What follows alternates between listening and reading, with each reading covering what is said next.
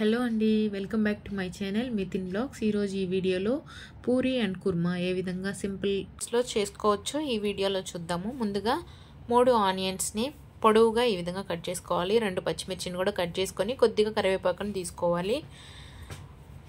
ఒక 2 పొటాటోస్ని ఈ విధంగా కట్ చేసి ఉడకబెట్టి పెట్టుకోవాలి. ఇప్పుడు ఒక కడాయి తీసుకొని అందులో 2 లేదంటే 3 టేబుల్ స్పూన్ల ఆయిల్ యాడ్ చేసుకొని తాలింపు గింజలు కూడా అందులోనే వేయాలి.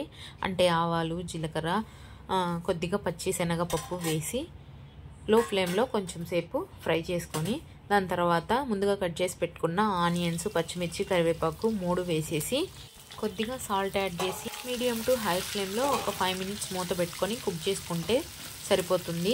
ముందుగా మనం ఉడకబెట్టుకున్న బంగాళదుంపల్ని పీల్ ఆఫ్ చేసేసి అందులో కొంచెం సాల్ట్ వేసి మనం ఉడకబెట్టుకోవాలండి.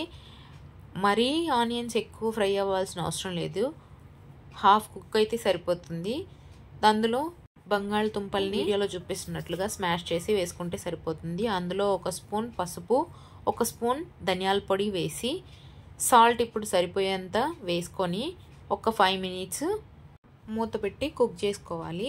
ఈలోపు మనము ఒక గిన్నెలో 2 స్పూన్ల శనగపిండిని వేసుకొని దాంట్లో కొద్దిగా వాటర్ యాడ్ చేసుకొని బాగా కలిపి పక్కన పెట్టుకోవాలి. ఇప్పుడు స్టవ్ మీద ఫ్రై అవుతున్న ఆ కుర్మాలో కొంచెం వాటర్ యాడ్ చేసుకొని ఒక 10 మినిట్స్ కుక్ చేసుకోవాలి. ఈ విధంగా బాయిల్ అవుతున్నప్పుడు మనం ముందుగా కలిపి పెట్టుకున్న శనగపిండి వాటర్ని ఆ కుర్మాలో కొద్దిగా యాడ్ చేయాలి.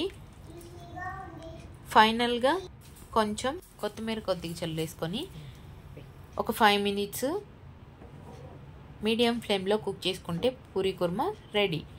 ముందుగానే మనము ఒక 1 అవర్ ముందుగానే మనము పూరీ కోసము ఈ విధంగా పిండినైతే కలిపి పెట్టుకోవాలి. నేను ఆ వీడియో అయితే తీయలేదు. ఇప్పుడు ఈ పిండి ముద్దని చిన్న చిన్న బాల్స్గా పూరీలాగా ఒత్తుకొని వేడివేడి నూనెలో ఆ పూరీల్ని వేసుకుంటే పూరీ కూడా రెడీ. ఎంతో టేస్టీగా పూరీ అండ్ పూరీ కుర్మా చేసుకోవచ్చండి. మీరు కూడా డెఫినెట్గా ట్రై చేయండి. మీకు కానీ ఈ వీడియో నచ్చినట్టయితే మరిన్ని ఇంట్రెస్టింగ్ వీడియోస్ కోసం మా ఛానల్ని సబ్స్క్రైబ్ చేసుకోండి. Thank you.